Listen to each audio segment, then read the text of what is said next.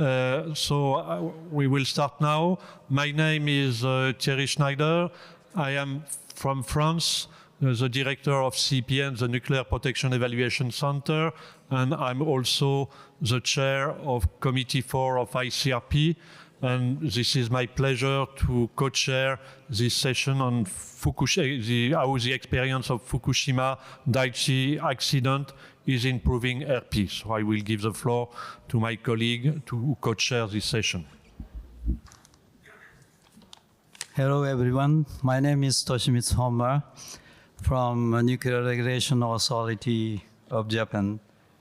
I've been long involved in the research work, Nuclear Safety Research Center in JEA, and moved to NRA for several years ago.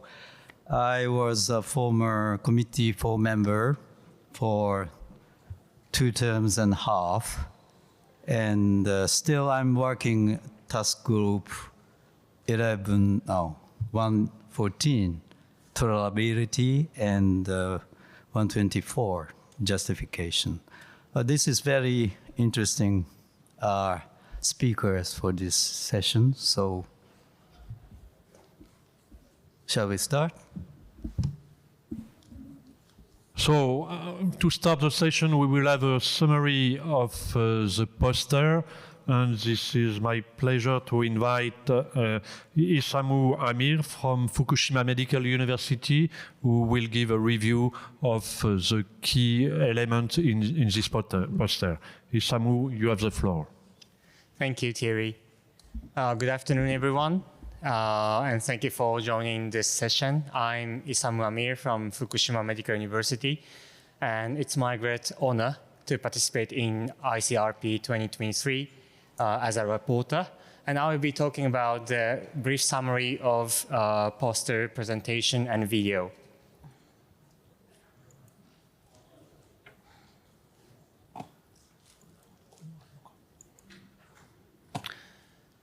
There are 22 applications for this session, and 21 posters and 1 video.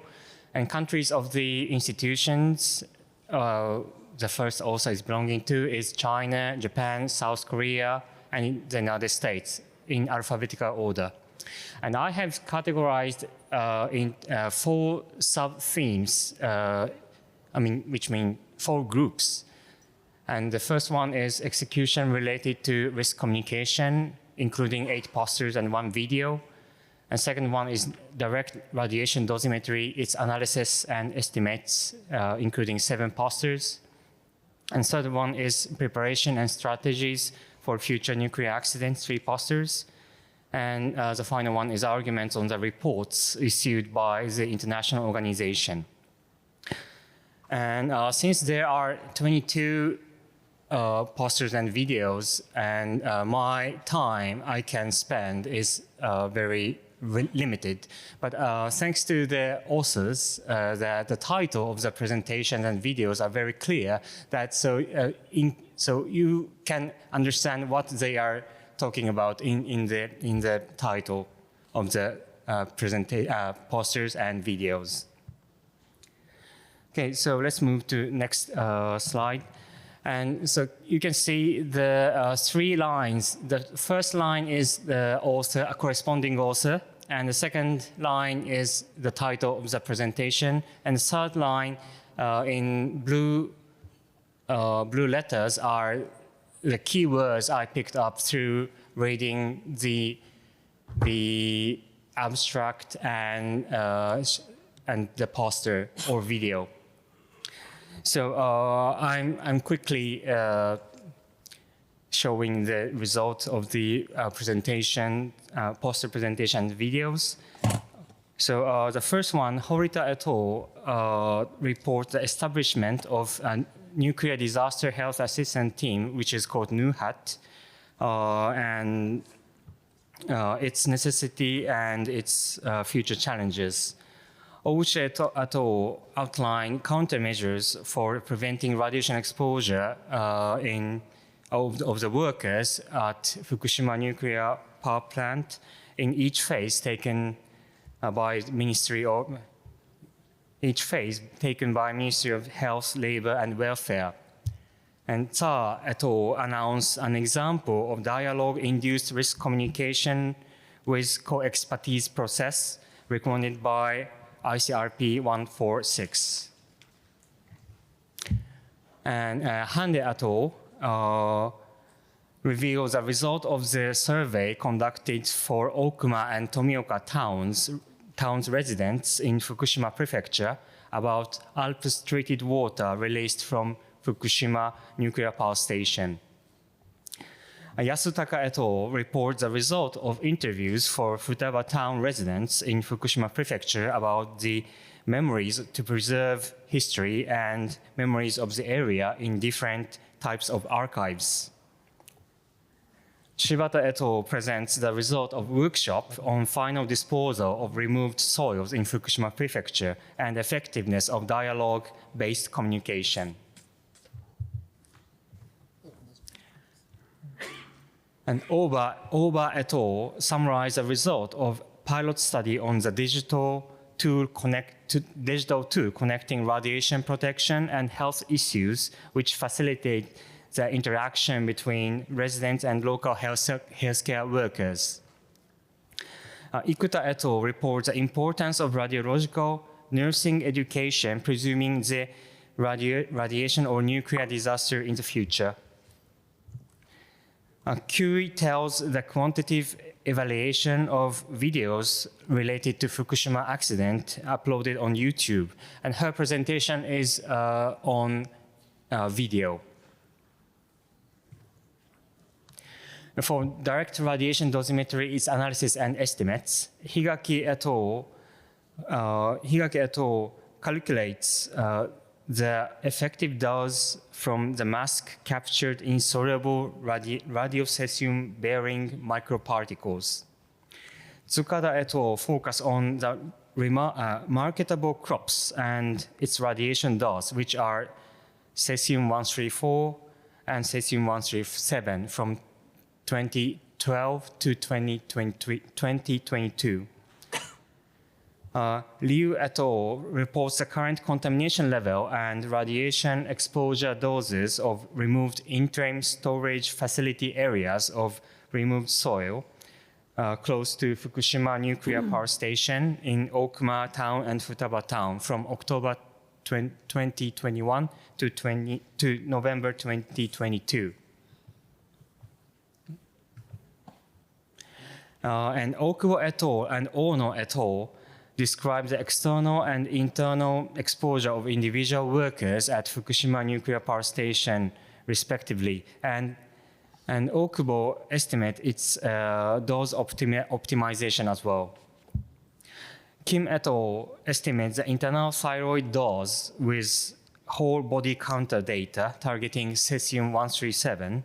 They emphasize the importance of developing a database with accumulated dose data after the Fukushima accident. Yu summarizes a report of reviewing various scenarios of Fukushima nuclear accident with ResRad-built computer code and non-human biota. Additionally, he points out the environmental impact of Alps treated water released from Fukushima nuclear power station.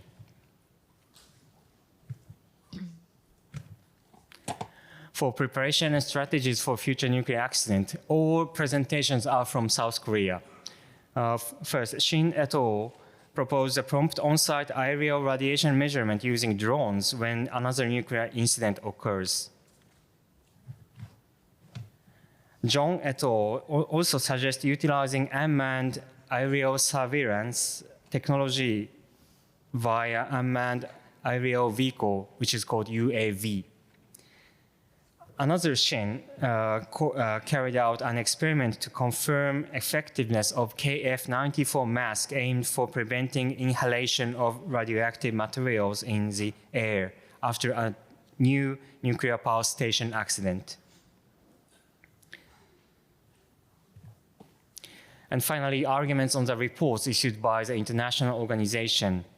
Hongyo criticizes the estimated thyroid exposure described in UNSCARE 2020-2021 report and insists to be aware of the problems he picked up. And Akechi et al. Critically reviews the ICRP 146 Annex B and point out the division of communities through the statement. They emphasize to add the perspectives of affected residents by the Fukushima accident. Hayashi et al. Look at the revision process of ICRP 2007 general recommendation with a view of public engagement. They carried out text analysis for the public comments when a new statement is issued. Thank you very much for your attention. And you can access all posters through the poster portal and filter as session number 4. Thank you very much.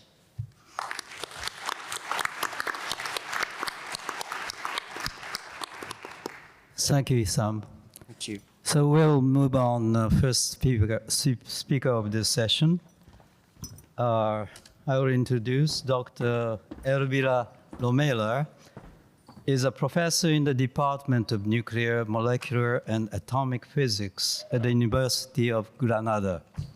She has broad experience in teaching, research, and management carried out in the last 30 years.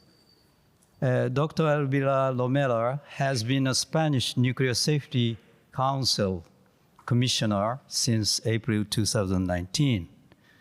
So, Rose, yours, Elvira. Thank you. Good afternoon. My presentation is entitled Progress on Radiation Protection after Fukushima Daiichi in the Spanish Nuclear Safety Council. I will talk about post-Fukushima European stress test, the Spanish action plan, main milestones and results in relation with radiological protection, and I will give some conclusions. In response to the accident that occurred on March 2011 at the Fukushima Daiichi nuclear power plant in Japan, all the European countries initiated actions aimed at verifying the safety measures in place at their plants. The European Council set up a plan to subject all the European nuclear power plants to a set of stress tests clearly defined in a document previously drafted by WENRA and NSREC. A peer review process was initiated at the European Union level in 2011. The NSREC action plan on completion of the stress tests considered that the member countries agreed to draw up a national action plan in which each regulatory body will consider the result of the national stress test, take into account the suggestions and recommendations of the NSREC peer reviews, include the recommendations compiled by the peer review board, take into account the relevant outcomes of the extraordinary meeting of the Convention on Nuclear Safety, incorporate actions arising from other national reviews, and make public the contents of the national action plans. The Spanish National Action Plan included the conclusions drawn from the stress test process implemented between June and December 2011. These conclusions were detailed in the national report used by the Spanish Nuclear Safety Council on December of that year. The Spanish National Action Plan also included the suggestions and recommendations arising from the NSREC peer reviews performed in March and September 2012. The general recommendations compiled at the European level by the peer review board in the report dated July 2012, and the relevant results of the second extraordinary meeting of the Convention on Nuclear Safety. The Spanish regulatory framework has the following regulatory pyramid in nuclear safety and radiological protection: laws, royal decrees, safety instructions, complementary technical instructions, and technical instructions. In Spain, as a consequence of the action plan, several complementary technical instructions were sent to nuclear power plants. Here you can see these instructions. The three aspects that were required to be analyzed in the first complementary technical instruction sent by the CSN to the Spanish nuclear power plants were extreme natural phenomena beyond the current design basis, and other phenomena like snow, extreme temperatures, or winds. Loss of basic safety functions, loss of AC power supply, and ultimate heat sink, and ability to manage severe accidents and mitigate fuel damage, both in the reactor and the spent fuel pools. The main milestones and results in relation with radiological protection in the context of a severe accident management planning were the construction of a new alternative emergency management center at each nuclear power plant, whose name in Spanish is CAGE. The construction of a new centralized emergency center in Spain at Tecnaton, whose name in Spanish is CAE. The improvement of site access in case of severe events, and the reinforcement of the emergency response organization. In the context of severe accident management capabilities, the installation of filter venting system in all nuclear power plants, the incorporation of hydrogen passive recombiners, the improvement quality analysis of water, and the available and functional instrumentation in case of loss of AC power supply or severe accident. Availability of instrumentation in spent fuel pools. Other important radiological protection aspects were main control room habitability in case of extended loss of alternating current power supply, online radiation monitoring network at the site, procedures and guides to protect from a radiological point of view field operators, and new admissible dose limits in case of an accident.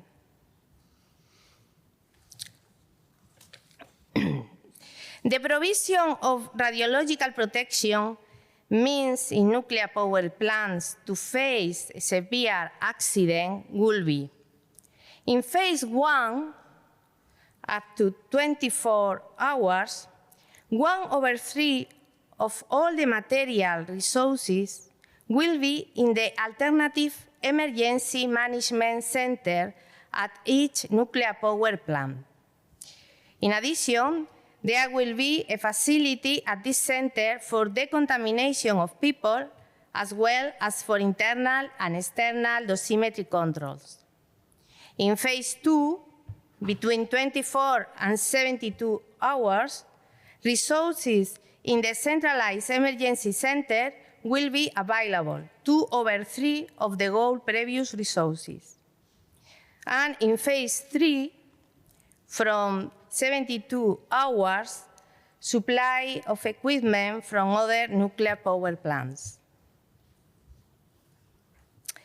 The Spanish National Action Plan also included other radiological protection considerations. Implementation of alternative power supply to the main control room emergency filtration units and heating batteries for extended loss of electrical power. Implementation of the necessary means and equipment to estimate radioactive release in the scenarios analyzed in the stress test. Implementation in the environmental radiological alert network of the automatic reception of data in the control room and the technical support center and its subsequent sending to the Spanish Nuclear Safety Council emergency room. And finally, provision of additional radiation or contamination measurement and detection equipment, samples, etc., able to withstand extreme radiological conditions and sufficient autonomy.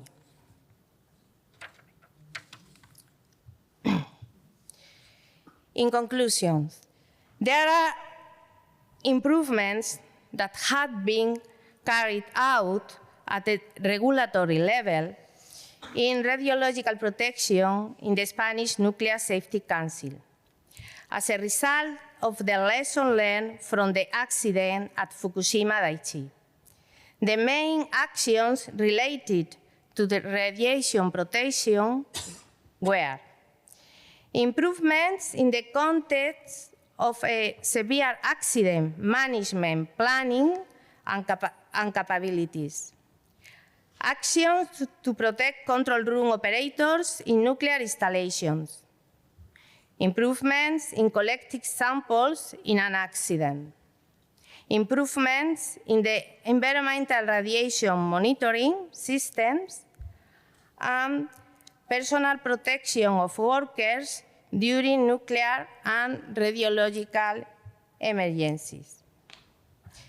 Thank you for your attention.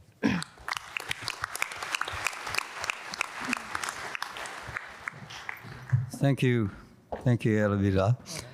I would like to say that all the questions and comments will be in the last part of this session. We will have 20 minutes part of this session for Q&A session.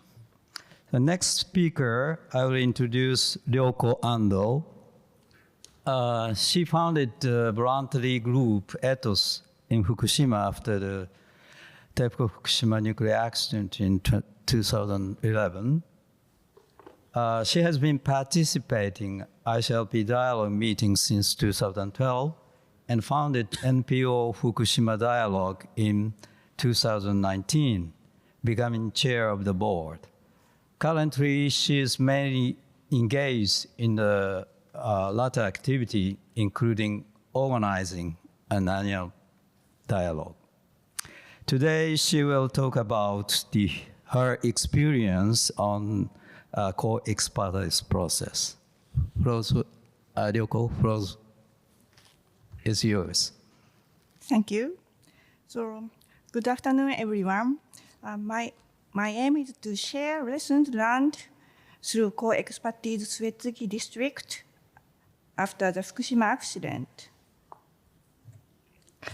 So Suetsugi is a small community within Iwaki City, 27 kilometers south of the Fukushima Daiichi.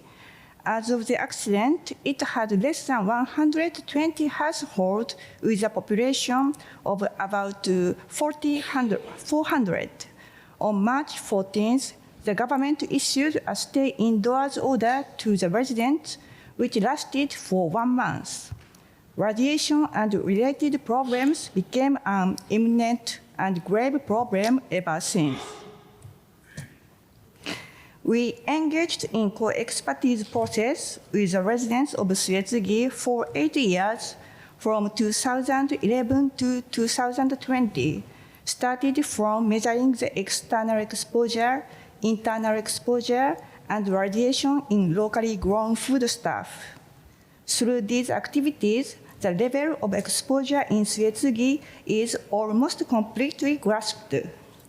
If you are interested in more details, please refer to this paper in the slide. So in 2017, some residents participating in the measurement voiced their wish to document what happened after the accident. This led to the project to compile what is now titled Suetsugi Atlas. Suetsugi Atlas aimed to archive the record from 8 years of measurement activities and the co-expertise process and to overview the long road since the disaster through interviews with the residents. Through Suetsugi Atlas, we confirmed the effectiveness of the co-expertise process and recognized the lessons learned. First, the co-expertise process overall was regarded quite highly. Many interviewees said it contributed to improving their chaotic daily lives brought on by the accident by regaining their sense of control of life through measuring radiation by themselves or getting personal exposure results. The major factor behind the positive reaction was not just about measuring radiation level and confirming safety. The participants learned how to respond to the situation they faced through the process, which empowered them to reclaim decision-making power in their daily lives. The interviewees added that the experience of getting to know and providing mutual support for fellow residents as well, people from outside Suetsugi, was another positive factor. Finally, they mentioned that it was important that allies and helpers from outside respected their way of living and choices. However, issues that remain until today were also highlighted. First is that the effects from the accident on the affected people's lives remain even after concern for radiation has been resolved. The most serious is the demographic change. In Suetsugi, almost all residents evacuated immediately after the accident. Although the elderly residents started to return slowly, the younger generation did not follow.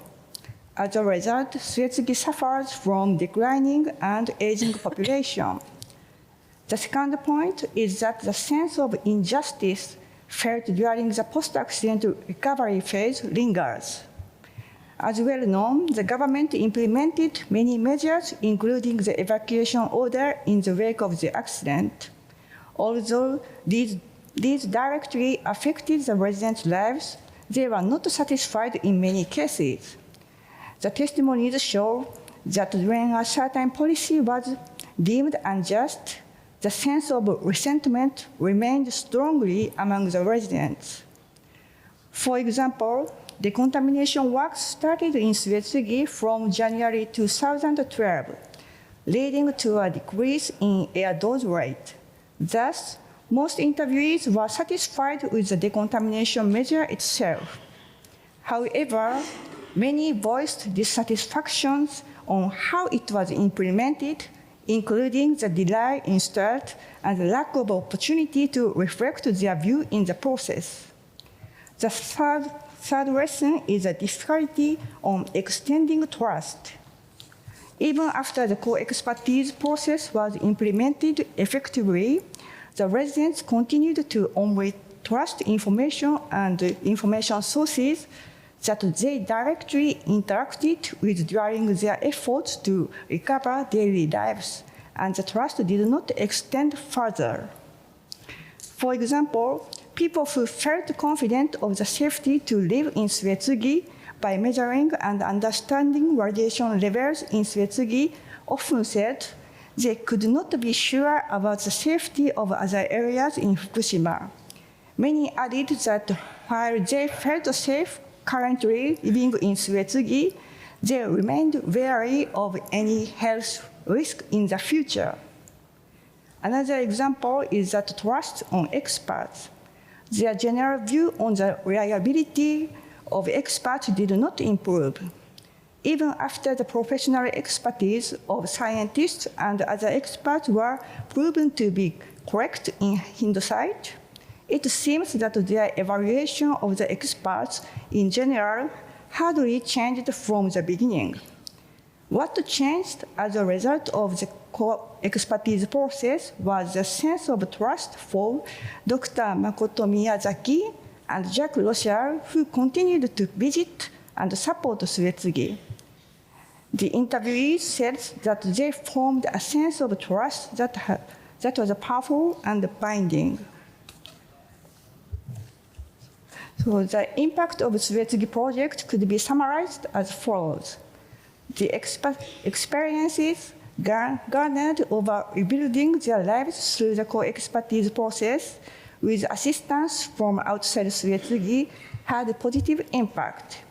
Learning and measuring radiation levels on their own and acquiring methods to mitigate effects of radiation together with building strong relationships built with those both in and outside Suetsugi in the process were referred to as positive factors by many interviewees. However, issues that were beyond their capacity, such as population decline and lack of participation in formulating policies, remained to be viewed negatively.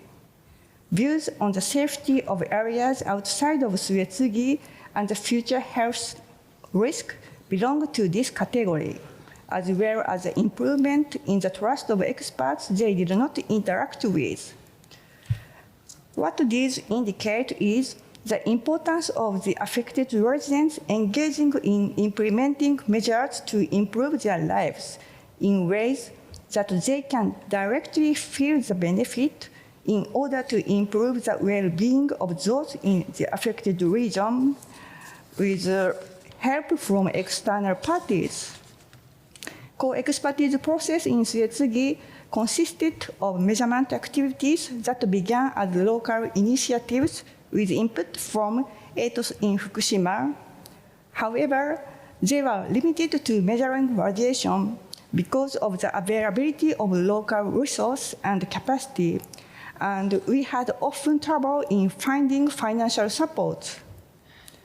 Some residents implemented on initiatives such as creating a map of soil contamination and measuring exposure at the temporary decontamination waste storage.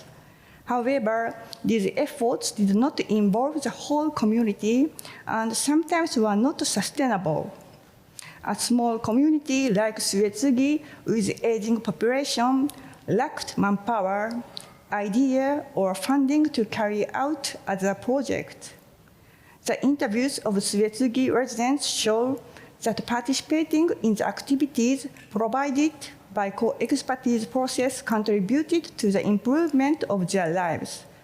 Thus, continuous support to build and empower local capacity is essential to continue the rehabilitation of areas affected by nuclear disaster. I would like to continue listening to the voices of the residents of Suetsugi as recovery from a nuclear disaster takes a long time and Suetsugi is still on its way. I also hope that the Suetsugi Atlas will be utilized to better understand the realities of affected areas and to improve post-accident measures. For how to purchase Suetsugi Atlas, please refer to the information on the slide. Thank you very much for listening.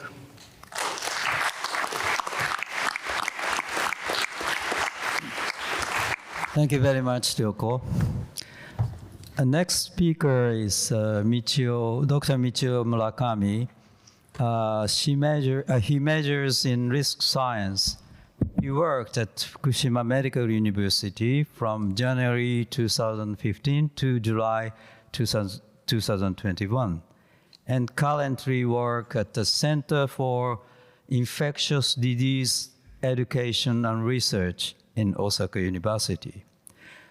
He has published many papers after Fukushima. Based on his experience, he will talk about individual well-being and satisfaction in the decision-making process after the Fukushima disaster.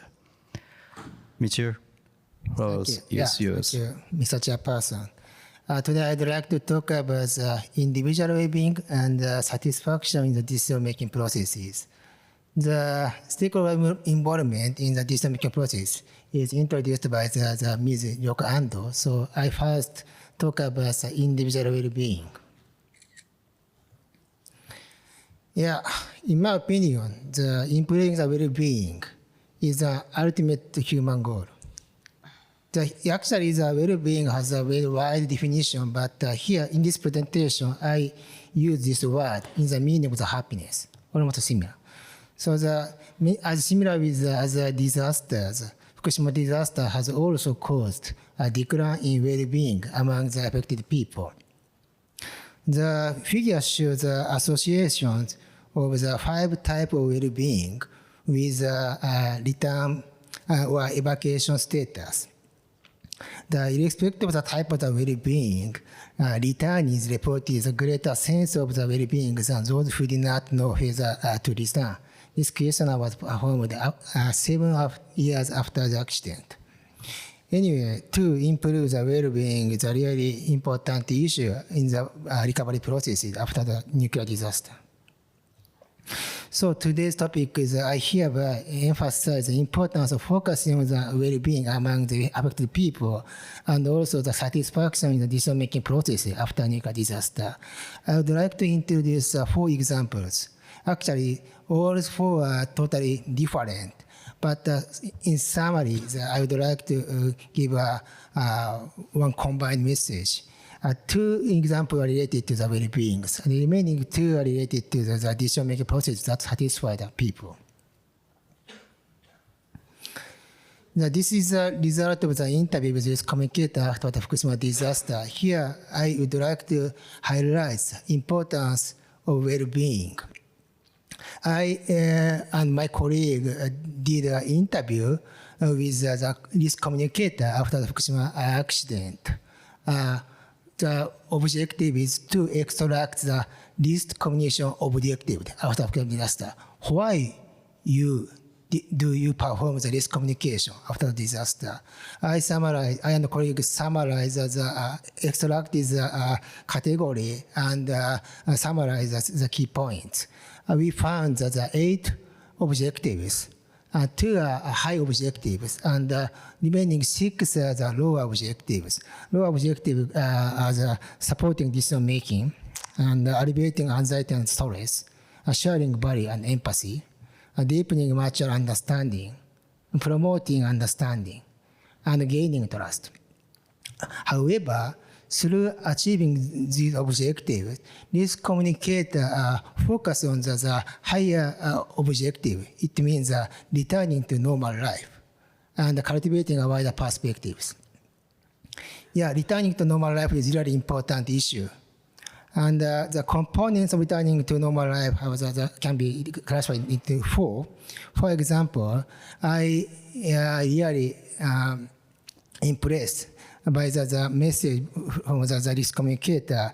They say that they want family to be able to live happily in a place of their choosing. So that's why I really consider that the well-being is a really important component after the nuclear disaster. This is the practices of how the risk communication activities are associated with the well-being. We performed the questionnaire, I forgot, but anyway, 9 years since the accident or something like that. We found that the risk communication with family and friends or the medical professionals was positively associated with the life satisfaction. It is one type of the well-being through the behavioral changes and the self-efficacies. So I'd like to change the topic. The second example. Second topic is the risk comparison using the well-being indicator. I mean, here I talk about the well-being indicator is useful for the optimization. Considering the experience after the Fukushima disaster, we thought the death or the disability is not enough to consider the risk. We consider the risk not only of death, but also the feeling of well-being. Therefore, we develop the new risk indicator, happy life expectancy, and the loss of happy life expectancy. Happy life expectancy is represents the lifespan that people live with the subjective emotional feeling of well-being. And the loss of happy life expectancy can be used as a risk comparison indicator. These are the examples. The left figure shows compares the psychological distress risk with the radiation-induced cancer. The middle one shows compares the benefit of the return over the radiation-induced cancer using the happy expectancy indicator. Right figure compares the various risks using the well-being indicator, diabetes, psychological distress, and radiation-induced cancers. Actually, after the Fukushima accident, the affected people experience the various types of the secondary health effects, including diabetes and the psychological distresses. The detail will be provided to Professor Tsubokura later. Anyway, here I would like to highlight that this comparison using well-being is useful because it provides a social implication, especially related to the optimization. The first message is that in this case, I mean, in the case of the Fukushima disaster, the additional psychological distress and diabetes were greater than the risk of the cancer from radiation. And reducing these risks is really important, even in the chronic phase. The second finding is benefit from return was greater than the risk of cancer from radiation. Anyway, this is just cases. But here, my message is that to use a well-being indicator can be is useful for providing such kind of implication. Okay, I'd like to introduce different topics, the decision-making processes that satisfy the people. I'd like to introduce the example of the food regulation in Japan. I think you know that after the Fukushima accident, within 1 week, Japanese government provided the provisional regulation values. And after 1 year later, the regulation value were revised to become more strict. Actually, at this stage, the Japanese society fully understands that those levels was very limited. Yes, it's true. However, the government decided to revise the strict regulation. Why? Because it is simple word is the RR concept. Yes, it's true. But more carefully speaking this point, probably this was based on the statement in the ICRP publication 111. It says that actually this sentence is quite impressive, and I like this word. And this statement says a relevant stakeholder, including the representative of the general population, should be involved in the decision-making processes. So reflecting this kind of statement and in understanding the revised standard for food distribution was established, mainly reflecting the voice from the consumer. Another example is the activity in the Kasuwa city. It's known as a hot spot. The Professor Yasumasa Igarashi at Tsukuba University did the roundtable discussion to establish the local rule of the food distribution, reflecting considering the consensus among the consumer and the producers. The process is really important. This process satisfies the people involved in this.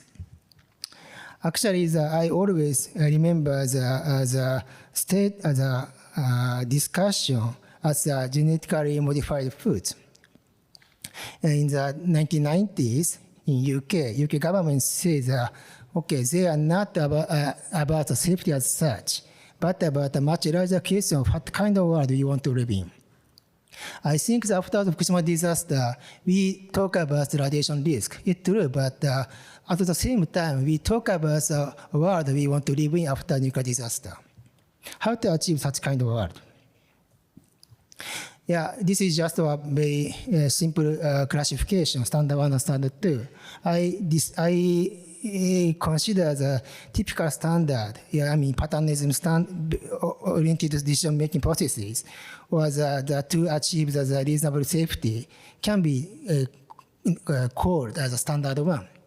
However, after the accident, another standard may be important. The standard decided by the consensus among the stakeholders and to aim the realization of the kind of world we want to live in. Here, the satisfaction as the decision-making process is really important in the setting of the standard. Actually, value itself is not so important. Rather than the value itself, the process is enable the people to to have the pride after the disaster. It really important processes. The final example is the public acceptance of the final disposal of removable solid. As you know, the large scale of the decontamination was implemented after the Fukushima disaster. A total of the 1,300 cubic meters of the soils are present. And these soils will be moved to the final disposal site outside the Fukushima disaster by 2045. However, the site is not decided yet. We performed the questionnaire among the residents outside the Fukushima prefecture. The important finding is that the procedural fairness is a really key point for the public acceptance. Here, I use the public acceptance as a proxy of the satisfaction as the decision-making processes. Rather than top-down approach, the reflection of opinion shows a higher public acceptance. The top-down approach means the local government chief decided the decision. This kind of approach is really preferred, not preferred among the residents. However, if using the opinion reflected approach, the government chief decided, reflecting the resident opinion, the public acceptance exceeds 50%. So that this kind of the fairness is really very important in the decision. Okay, so this is the summary of what I want to say. This presentation provided examples of the importance of improvement of well-being and the decision-making process that satisfy people. The improving well-being can be treated as an indicator to assess the degree of recovery of normal life and stakeholder involvement practices toward reconstruction. The well-being can be used as an indicator in discussing the optimization in the face of the various risks. Evaluating fairness as one factor that determines the public acceptance as the decision-making processes will help to concretize how important the concept of justice is in a post-litigation society. I here emphasize that the well-being indicator can be used as a powerful tool incorporating the concept of radiation protection to achieve solution-oriented risk governance practices. Thank you. Thank you very much, Murakami-sensei. Next speaker is Masaharu Tsubokura. He is a professor in the Department of Radiation Health Management at Fukushima Medical University School of Medicine.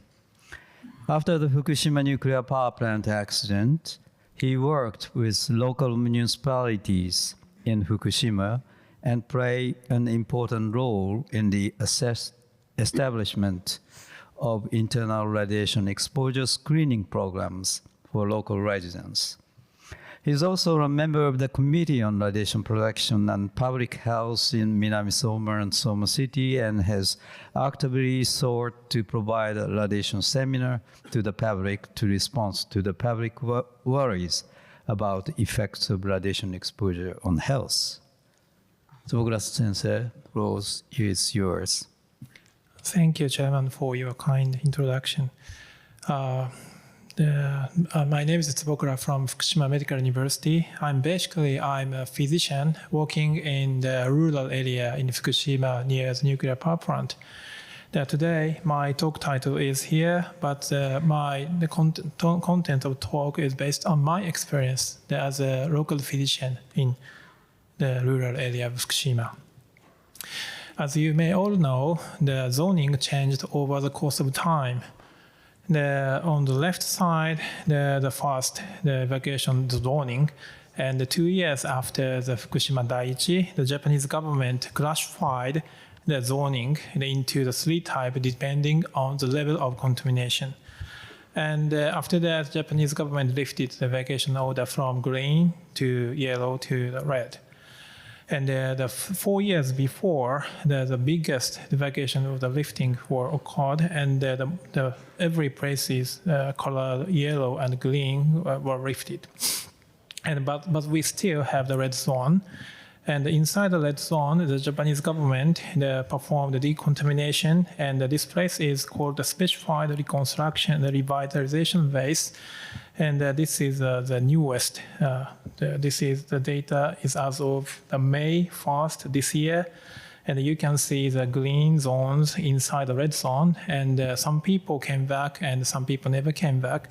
For example, in the Futaba town, which hosted the nuclear power plant, only 200 people came back, and we are now facing the health issues among them. And over the course of time, the affected people faced a lot of health issues depending on the time that they appeared. I can classify them into the 3 types, and from the day to the weeks after the incident. Of course, radiation exposure is always important, and from the day to the weeks, we could see a lot of health issues. One of the most important things is the evacuation of the weak people from the hospitals, the nursing home facilities. Lots of people died due to the evacuation. And the medical collapse, evacuation, shelter control, disaster-induced hypertensions. And due to that, the incidence of the stroke went up by a factor of 2.3 in the rural area of Fukushima due to the hypertension from stress. And heart disease, stroke, insomnia, there are lots of health issues. And if we look at the problems which occurred from months to years after the incident, the mental and psychological distress is also important. Lifestyle diseases such as diabetes, the hypertension, hyperlipidemias, decline in rate of the medical checkups, the problems with the temporary housing, the reconstruction workers' health issues. We need to tackle with these issues. And now, several years later, as Ryokan kindly mentioned, a lot of younger generation evacuated, the society got aged, the depopulation and isolation are a problem, and the collapse of the long-term care services are also the big problem in Fukushima, and the prejudice and discrimination issues are also the issues. And I will talk details about these 3 things, and to improve the radiological protection, from the lessons of the Fukushima, I can say the evacuation strategy, countermeasure optimization should be, we need to discuss about that. And never underestimate the indirect health impact, the secondary health issues. And of course, the importance of the continuous communication is very, very important. And we look into the detail of the risk of evacuation. This is a list of our publications regarding the risk of evacuations. And after the evacuation, a lot of people died. Approximately 25% of residents died within 90 days.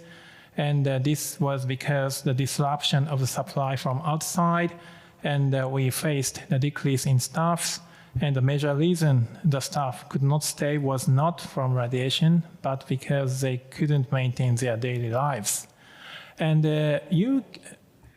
we all experienced the COVID-19 pandemic, so that maybe you can understand the situation. During the COVID-19, we need to tackle with the COVID-19, but at the same time, we need to maintain the daily lives. So in terms of health, we need to stop daily care, we need to stop daily operations, we need to stop everything.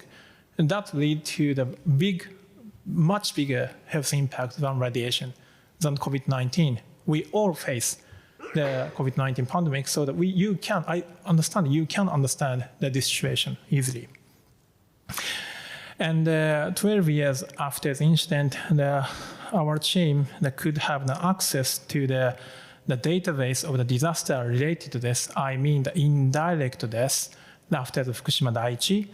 And this is the timing of the disaster. And even 6 years after, we see that some people died due to the direct impact of the nuclear disaster. Of course, most of the deaths occurred within half a year after the disaster, but the 1/3 occurred after 6 months. So that I say again, so the indirect, we never underestimate the indirect impact of the nuclear disaster on health. And again, of note, disaster-related death by the Nagaoka criteria, which was the natural disaster which occurred 6 years before in Japan, and the Japanese government changed the criteria after the Fukushima Daiichi. And this is the leading cause of death among the disaster-related deaths. And the top 1 and 2, and the diseases of circulatory systems, diseases of respiratory systems. And of course, no one died of radiation exposure. Again, we never underestimate indirect impact of the nuclear disaster on health. No one died of radiation, but they died due to the discontinuation of the usual care, loss of care, and the disruption of the society. And Fukushima Medical University performed studied Fukushima Health Management Survey in the support of the prefecture government. And on your left side, and this is a result of the psychological distress among the affected people. At the time of the disaster, the percentage was very high, more than the 14% that developed the depression. And this number decreased over the course of time, but this number is still higher, a little bit higher than the national average, 3%. On your right side, this is a result of the impaired glucose tolerance, I mean the diabetes. And if you listen to the diabetes, you think that this disease is just a usual disease, but this disease kills a lot of people. And this disease was actually had a very big impact on the affected people, and the number of these diseases increased even after 12 years. And so in terms of loss of life expectancy, the risk of evacuation was approximately 400 times higher than the risk associated with the radiation exposure. And the risk of death due to the diabetes could be approximately 40 times higher than that from radiation exposure. The risk of death due to loss of medical checkups was approximately 5 times higher than the risk of radiation. So again, the optimization needs to be constantly balanced with the changing health issues of each period after the Fukushima nuclear incident. And now I only have 3 minutes from now, so that I will talk a little bit about the communication I have done. I performed more than 300 times of radiation lecture to the public. This photo was taken 3 months after the disaster. The really tough time. The people are really upset, and sometimes threw eggs to me. And due to the stress, I developed facial palsy and need to take pills. And the side effect was really bad for me, but I needed to do the 3 radiation lecture every time. And 6 years after this experience, I met one young lady with small children. And she said she selected me as a reliable person after my radiation lecture. And I asked her why. Why you selected me as a reliable person? You met a lot of radiation protection specialists. Yes, she answered.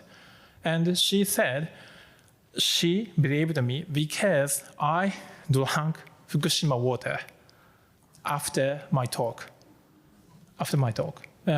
Because the radiation seminar, sometimes it took only 1 hour. 1 hour, and after that I need to answer the question for more than 2 or 3 hours. I was really thirsty, and after that, after the Q&A session, I went outside of the lecture hall and go to get a tap water and just drinking tap water. Yeah, so this is very important. Okay, so that was the reason for her.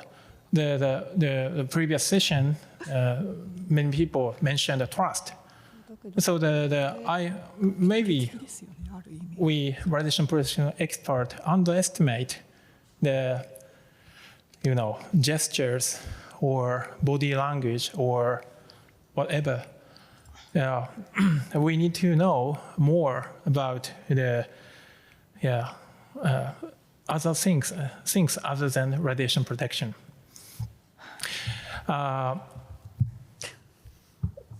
This is TikTok, maybe you know.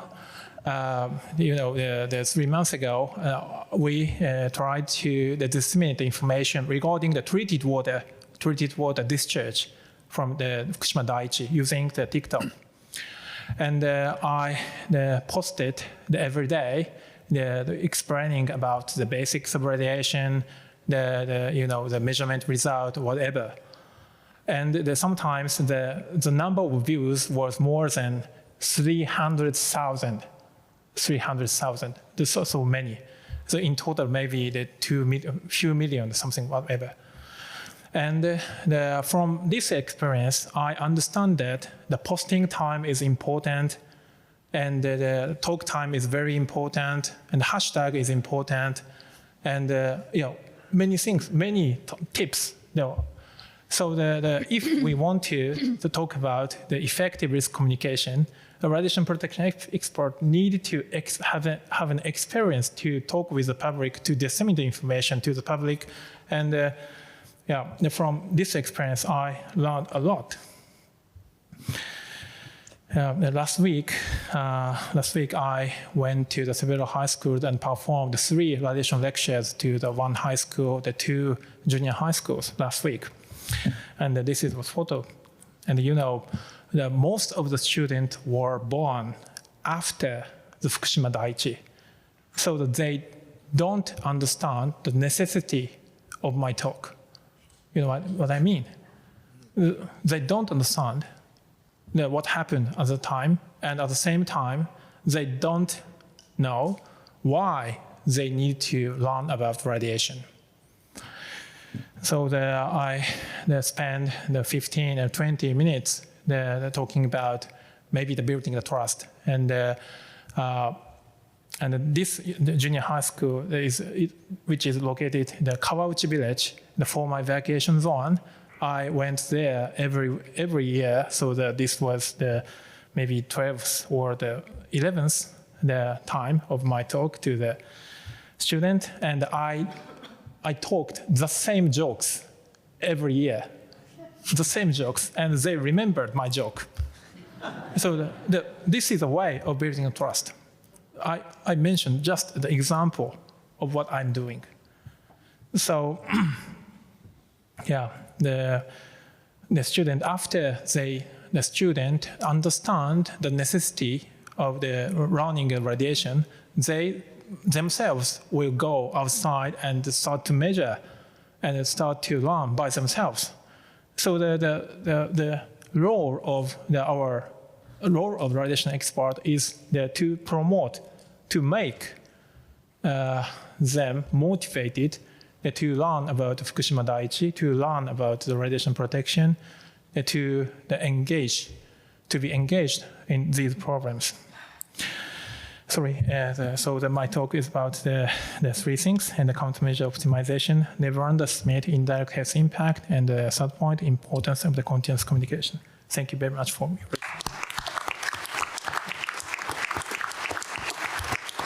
Thank you very much, Tsubokura-sensei. The last speaker of this session is Dr. Anne Nisberg. She is radiation recovery lead at UK Health Security Agency with over 35 years experience in radiation protection. She has worked as an expert in the field of emergency planning, response and recovery, including the development of stakeholder involvement. Anne has served as a member of the Committee 4 of ICRP since 2013 and was actively involved in the drafting of ICRP Publication 146. She is now chair of the ICRP Task Group 120 on radiological protection for radiation emergency and malicious events. She is also the co-author of the recent NEA publication on building a framework for post-nuclear accident recovery. So floor is yours, Anne. Thank you very much for that kind introduction. I feel really humbled to be here on the stage with my Japanese colleagues and their personal experience of the Fukushima Daiichi accident. The link between my presentation and what's gone before really is all the learning that we have had from the Fukushima accident has enabled us to provide a framework for recovery preparedness. So I'm standing here representing the expert group on recovery management. The report itself is available through the NEA. It was published in 2022. And it's about 90 pages, so all I can do is just quickly go through some of the content. So one might say, why prepare, and what happens if you don't?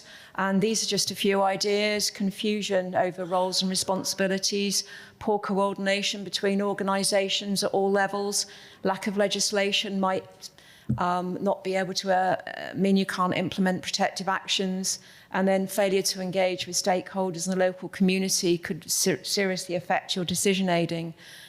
And that means there's a loss of trust in government and authorities. You've heard some of that today. Poor decision making, unsustainable decisions, loss of livelihoods, a decline in health and well-being, concerns over food and water safety, and accumulation of waste.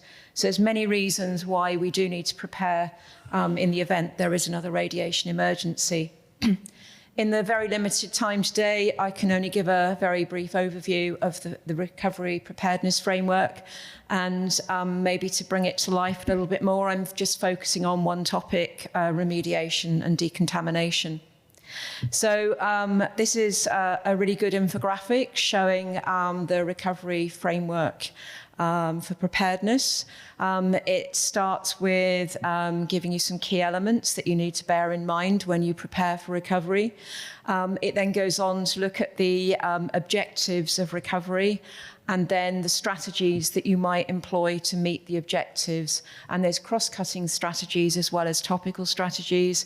And the one highlighted is the one that I will elaborate on towards the end of my talk.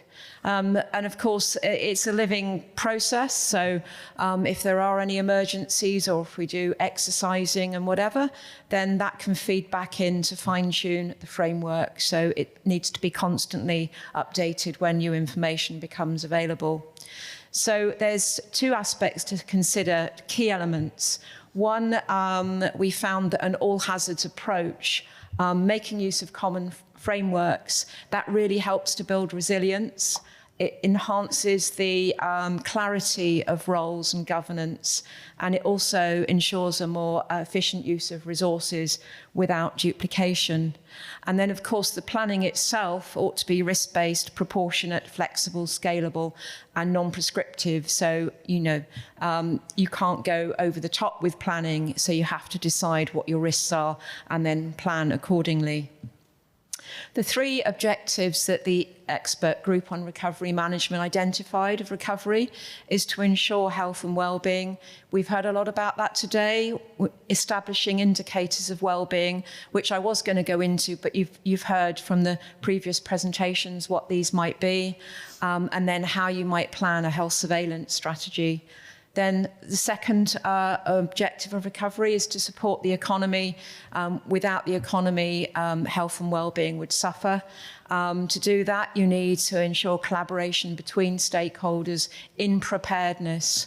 And you then need to plan about how you would avoid trade barriers, how you would avoid stigmatization of areas.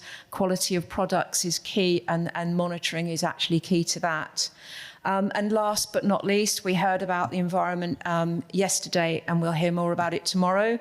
The environmental protection goals have got to be absolutely fundamental to your preparedness for recovery. And also the environmental considerations must be an integral part of the optimization process. So I mentioned there are 5 strategies to meet the recovery objectives. The 2 cross-cutting ones, not surprisingly, are stakeholder engagement. Again, engage early with your stakeholders in preparedness. Think about your risk communication. We've had some good messaging in an earlier session today about what to do and what not to do with communication. And then look at your communication channels. I mean, that TikTok example was, superb, really. The social messaging landscape is changing, and we need to be aware of that. And I've already mentioned about building resilience, all hazards approach, looking at what your capability and your capacity is before any emergency, trying to fill the gaps, and doing lots of exercises, training and education. The topical subjects that help to meet the recovery objectives are listed here. Food and drinking water management is key. Everybody worries, and quite rightly so, about the quality of food and drinking water. So there's a lot to be done in advance to do with radiological criteria, looking at what protective actions are relevant for your particular country, for your region, for your local area. I'm going to touch on remediation and decontamination in a minute. Clearly, there can be a lot of waste arisings following the emergency and following decontamination. So there needs to be a proportionate waste management plan in place to cope with probably larger volumes of waste and different types of waste. And again, radiological criteria need to be developed in order to make that process run quite smoothly. And obviously environmental monitoring and dose assessment underpin any recovery strategy, and it's just important in advance to decide who takes the measurements, what type of measurements, how they will be interpreted, is there validation of the measurements, how are they going to be shared, and so on. So moving on to the second part of my presentation, which focuses on remediation and decontamination preparedness. I'm sure everybody in this room does know what remediation is, but it's a way of reducing exposures through the implementation of remedial protective actions. And there's 2 ways you can do that. You can remove the contamination itself, or you can actually affect the pathways of exposure. So everybody's familiar with removal of surfaces and also the cleaning of surfaces to remove the contamination.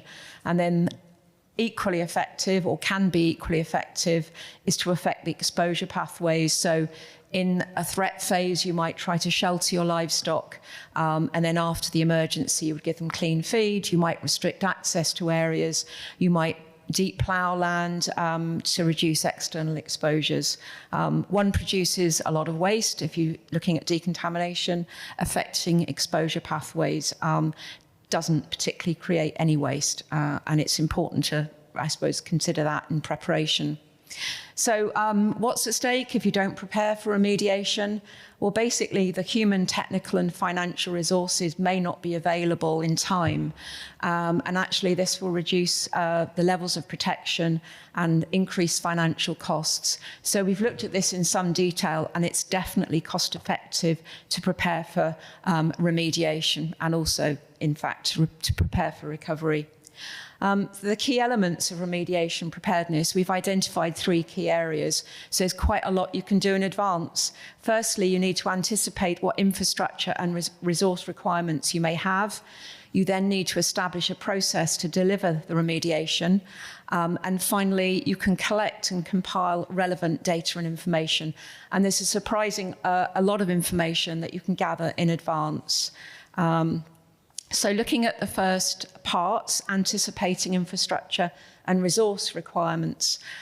So basically, you need to identify the services that you may need in remediation, and then identify the businesses that might supply those services, and also a process, an effective process and procurement system to put all that in place in a timely manner.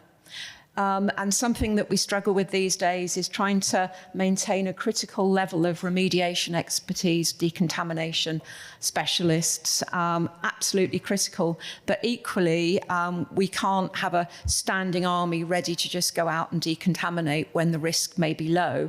You need to understand the surge capacity that you have. So how do you scale up your sort of critical level over the weeks, days, months, years to make it sustainable, that your strategy is sustainable. So you need to look to public and private sector working together.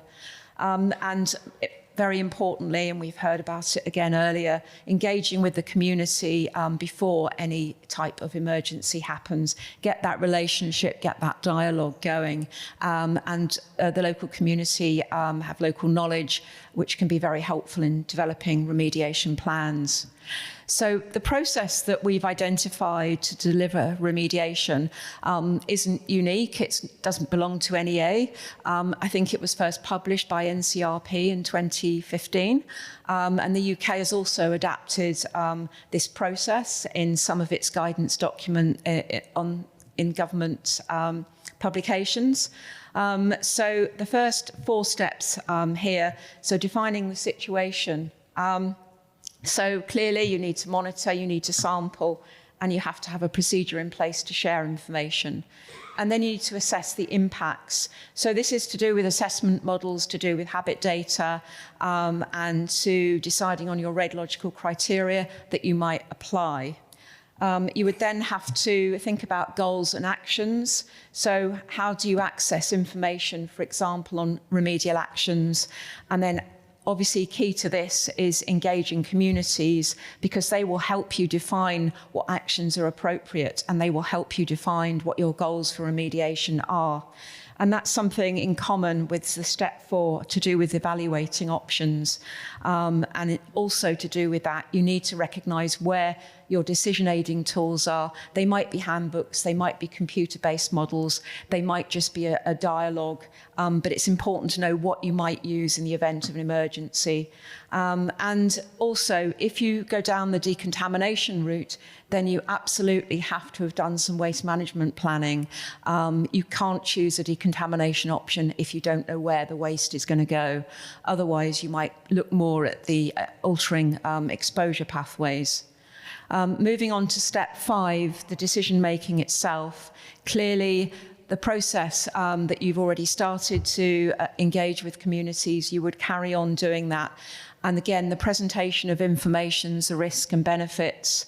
We've heard a lot today about how you can do that, how you can help it run smoothly by listening to what people need to know, not telling them what you think they need to know. And in terms of making decisions, then that's to do with the who, what, when, and how. Sorry, I'm out of step. That's the implementation process, the who, what, when, and how. And you have to do that with an outline communication strategy and rationale. So, what are the tasks? What are the intermediate milestones? What might the exit strategy look like? And these are things that can be thought about in advance. And finally, the monitoring and evaluation, then it's a cycle you will continue to monitor and evaluate until you get to the point where you perhaps don't need to do anything further. And so it helps therefore to have a long-term monitoring program and have measurable milestones for remediation and a defined exit strategy, which of course is developed alongside the local community and other stakeholders. And finally, something else that you can do in advance is to collect relevant data and information. There's a surprising amount out there. It might be useful to produce templates for compiling local information. This, when it happens, might help you prioritize remediation needs. So you learn more about your population, the numbers of people, the demographic, vulnerable people, people that are institutionalized in some way. You can recognize what businesses you have in the area, the types of buildings, should you need to do decontamination, the critical infrastructure, which is probably something that you would need to give priority to, waste storage and disposal. That'll help you make your mind up about perhaps what remediation options you choose. And then we've got listed buildings, historic buildings, we've got sites of special scientific interest. So if you know where your sensitive habitats are beforehand, it makes it so much easier in the event of an emergency. Food production systems, not just commercial food, milk, meat, and so on, but also domestic production, wild foods. It's useful to know where all these places are that people obtain their food from. Drinking water supplies, where is the water extracted, where might alternative drinking water supplies come from, and also what existing monitoring and measurement resources are out there, what routine sampling is done, and how might you build on that in the event of an emergency. So that's a very, very quick look at the NEA framework for recovery preparedness. There's a lot of information about every one of those aspects that I've just touched on today. So I thoroughly recommend looking at that report. That's the group that were involved in the drafting. Thank you for listening, and we're all happy to take questions at the end. Thank you.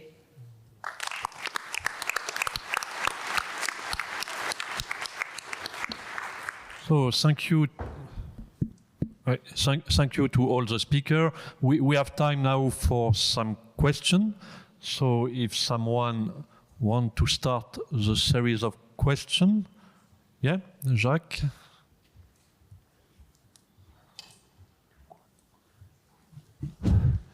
First of all, I'd like to thank Ryoko, Michio, Masaharu for their excellent presentations. I'd like also to thank the other speakers, but the three presentations are enlightening the key role of stakeholder involvement, measurements, the role of trust, and the key issue of fairness. This is really important. I have a question for you, Michio. I was very impressed by your presentation about the welfare. By far, it is the best presentation I never seen or never heard about the well-being. You are using models. I'm not so fanatic about questionnaires, models, and so on, but it seems that they are very powerful, and it would be nice to expand experience in other communities to confirm what you have seen in the communities where you have applied these models. The question is, are you envisaging to use also more qualitative approaches? And I was thinking about the interest there would be to organize dialogues about the well-being. It would be good. It would be very interesting. And this is my first question. What do you think about that? And my second point is in your slide number 10, you mentioned the term consensus. Have you ever thought about the problem of consensus versus compromise? Because in my experience, consensus is relatively rare. But compromise, you can achieve that, and particularly with dialogue. What do you think about that? Thank you very much. It's quite tough question, and how to answer the question. But the first question is that, yes, it's possible to use as a well-being indicator to evaluate, for example, the diet or something like that. The method is maybe several types. There are several types of the method. For example, typical epidemiological survey method may be applicable to assess how the diet affects the well-being. I think so. So it's theoretically possible. But I have never done such a survey. Sorry.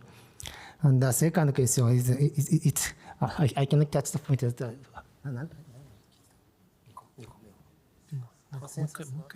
May I ask that again? It's about the distinction between consensus, because you use the term consensus, and compromise. You have to think about that, because consensus is extremely difficult to achieve. I see. Compromise, you can get some compromise. It's something like a definition of the word, but yeah, here I would like to say that the importance of the stakeholder involvement, and I use the word consensus means how to say.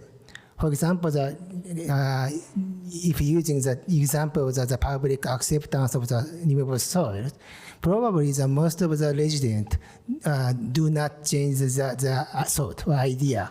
However, if using the good processes, they satisfy the decision process itself. I say it is a consensus. Okay. Okay, thank you. Other question in the room? I can't see just now. I have a... okay, yes, go on. Thank you. My name is Nanako Shimizu. I'm from Utsunomiya University in Japan. I have a question to Dr. Tsubokura Sensei. You were talking about the optimization of countermeasures as a lesson of experience of Fukushima accident, and you compare the risk of losing lives because of evacuation with the risk of radiation.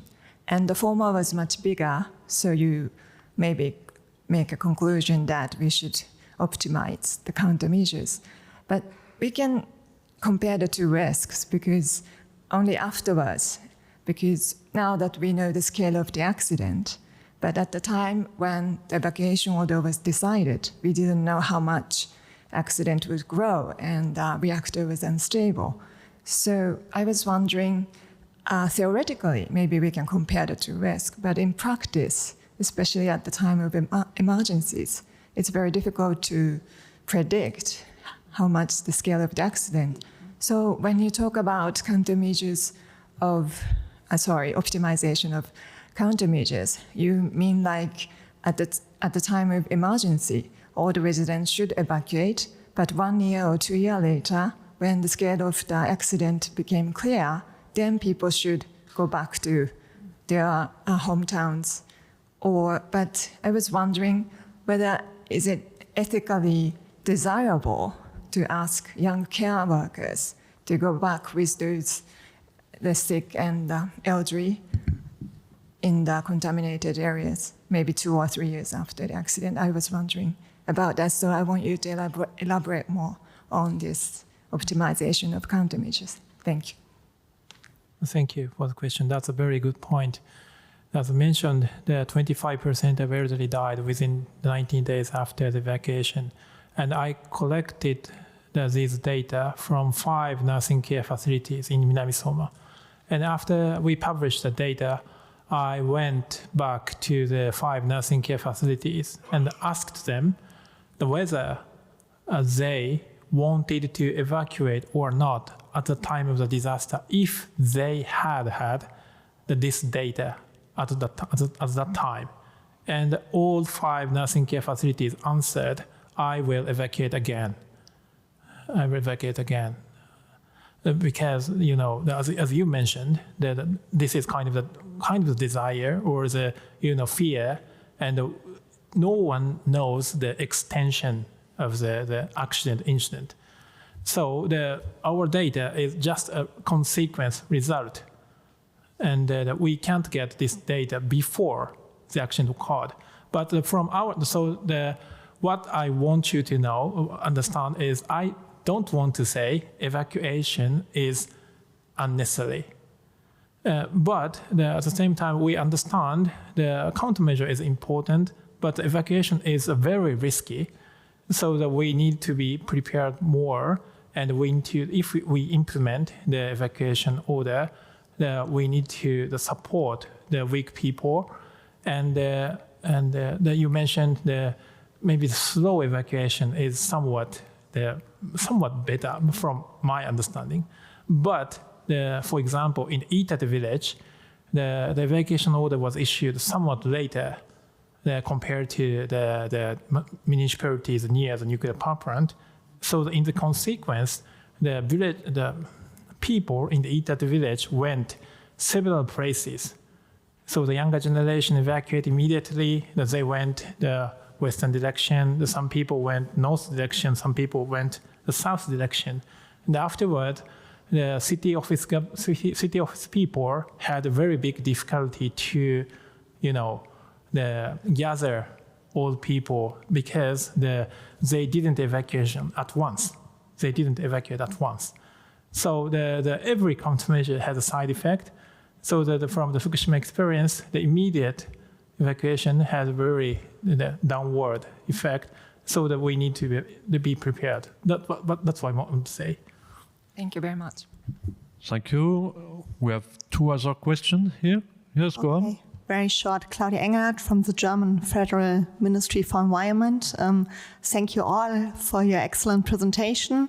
Very interesting. Probably the answer is already given. You said a lot about your experiences regarding the nursing homes and the hospitals and the evacuation. And my question was also, how would you react now? But I learned now you would perhaps evacuate more slowly or slowlier, or you would rethink everything before you evacuate, or what would be your acting nowadays? Or yeah, of course, that depends on the situation. That depends on the extension of the accident, the dispersion of the nuclear radioactive material. So from our result, what I can say is that we need to protect weak people. So that to relocate or to transport these bedridden people is just very risky. So we need to be prepared. That's all what I can say. So that I don't want to say evacuation is unnecessary. okay. Thank you. Olga? Thank you very much for your presentations. Very interesting. Maybe it's not a question, but just a comment that when we discuss about the well-being and what is understood about the well-being, the example of Japan and the Fukushima prefecture, where the activity concentration limits for the food staff and restrictions on going to forest, shooting wild boar, picking up mushrooms and wild plants are very strict. It's like 100 becquerels per kilogram, and the real food stuff that reaches the consumers is even less. It's 50 becquerel because they are afraid of the uncertainty of the measurements. So they take 50 becquerel per kilogram, and nothing above 50 goes to the public domain. And that somehow, as I understand, makes people feel safer and better and happier that they don't eat contaminated food. But if you look at Belarus and if you look at Ukraine, the mushrooms picking would never, you can't prohibit people to pick up mushrooms or eating wild boar in Scandinavia, because that would make people less happier if they are prohibited to do it. So what makes people happier in different cultures could differ. So, and many of experts who were in Belarus and Ukraine, they know that you can't stop people from going to forests, picking up mushrooms and eating them, and they don't care how much activity concentration in these mushrooms is. In Sweden, the recommendation is don't eat wild boar if the contamination is more than 3,000 becquerel per kilogram, more than few times per week. Don't eat it more than few times per week. In Japan, that would be like, what? So think about what makes people happier in different cultures is different. It's not just strict limits. It's the accessibility, availability, and the possibility of making own decisions. Thank you. Thank you. Someone would like to comment or no? Okay, I have a short question for Ryoko Ando. In your presentation, you mentioned at the beginning that there was a sense of injustice in the population.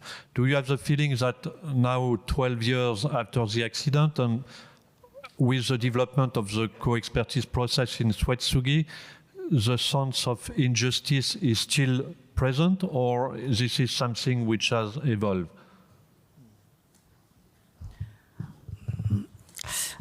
I feel so. No. Recently, I heard from the residents in Suetsugi from their current feeling about the situation, and they also complained about their attitude of the authority at the accident, when the accident occurred, and in the recovery phase.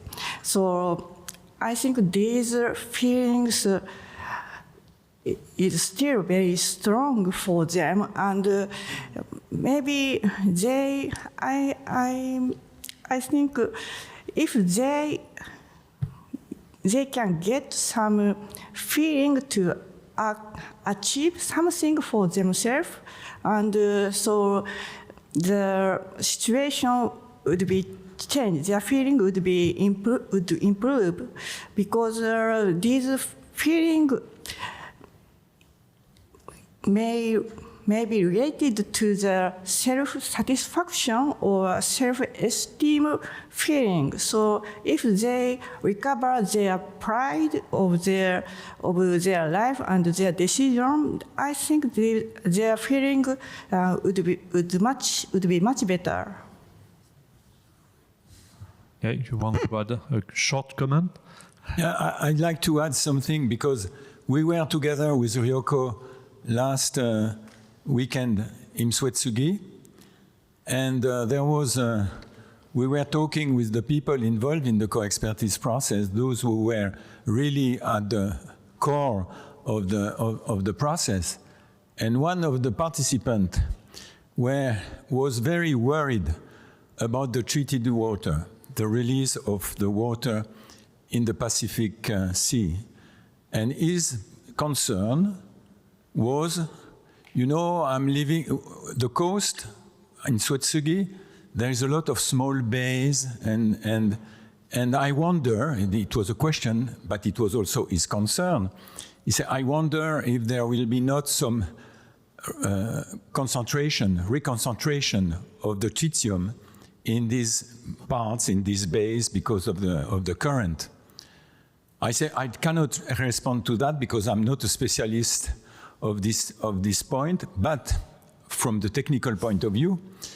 But I think your concern is absolutely valid, and the only way to take care, to respond to that is to do some measurements, and you should ask to have measurements. But he said, and this is to illustrate the injustice, he said, we were not listened to in the process. I mean, it was a discussion between fishers and the government, but lay people were totally absent of the process. And I think it was clearly a claim that we need more fairness in the process. Okay, thank you. So last question for Elvira Romera. You presented the result of the stress test and how you have embarked just after the accident, 1 year after the accident, some lessons, notably for radiation protection, and we are interested with. Do you continue to follow what is going on the decommissioning of the Fukushima nuclear installation, and does it provide some lessons or some update of the way to manage and prepare the management in case of an accident?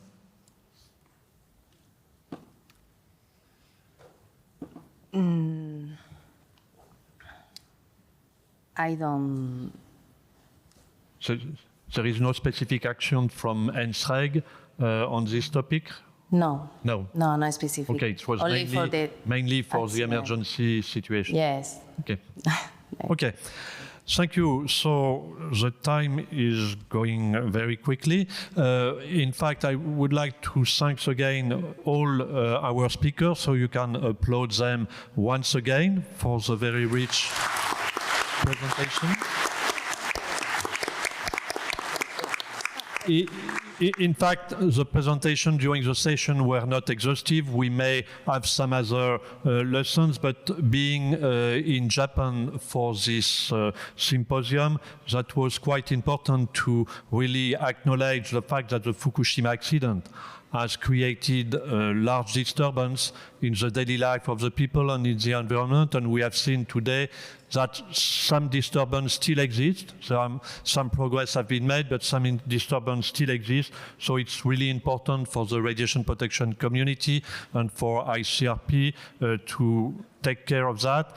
And this is a duty for us to really draw some lesson from the way, the consequence of this accident and the management which have been done. We had some discussion on the evacuation, the decontamination, and all the experience is very important to be shared. And I hope that this session provided some element. So thank you again and enjoy your evening and see you tomorrow so that we'll start again at 8:30. So enjoy your evening. Thank you.